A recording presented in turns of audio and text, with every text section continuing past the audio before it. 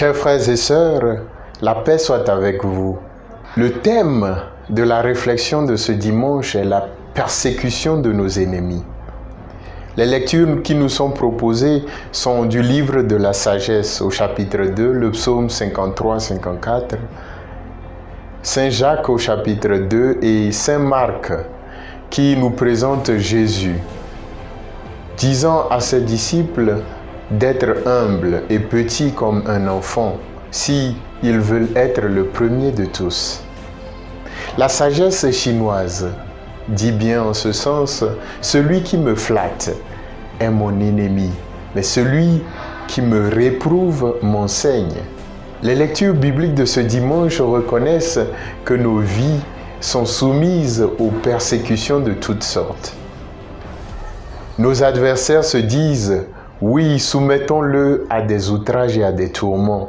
Nous éprouverons sa patience. On verra si son Dieu l'assistera. » Nos ennemis nous guettent et nous veulent du mal. Ils veulent nous éprouver.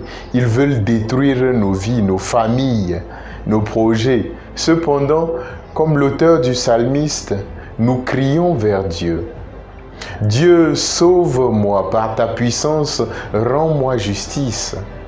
Le psalmiste poursuit que retombe le mal sur ceux qui me guettent. Seigneur, par ta vérité, détruis-les.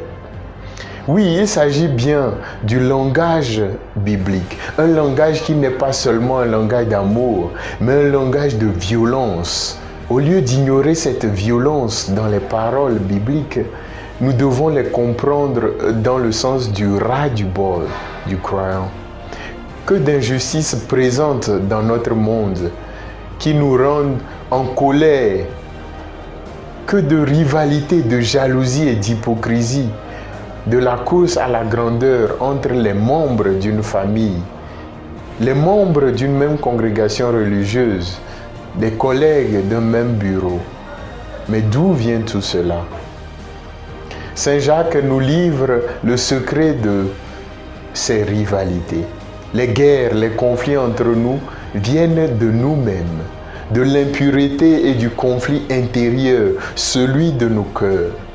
Notre ego, le désir d'obtenir la gloire et la reconnaissance nous pousse à piétiner les autres et à les voir en ennemis. Notre pire ennemi est en nous. Que nous soyons victimes ou bourreaux des convoitises et jalousies des autres, nous sommes appelés à recourir à Dieu qui est le seul justicier.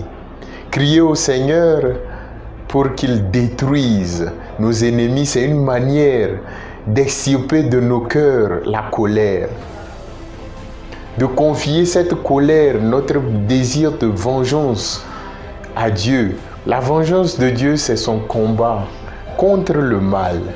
Le Seigneur est contre le mal dans le monde et en nous.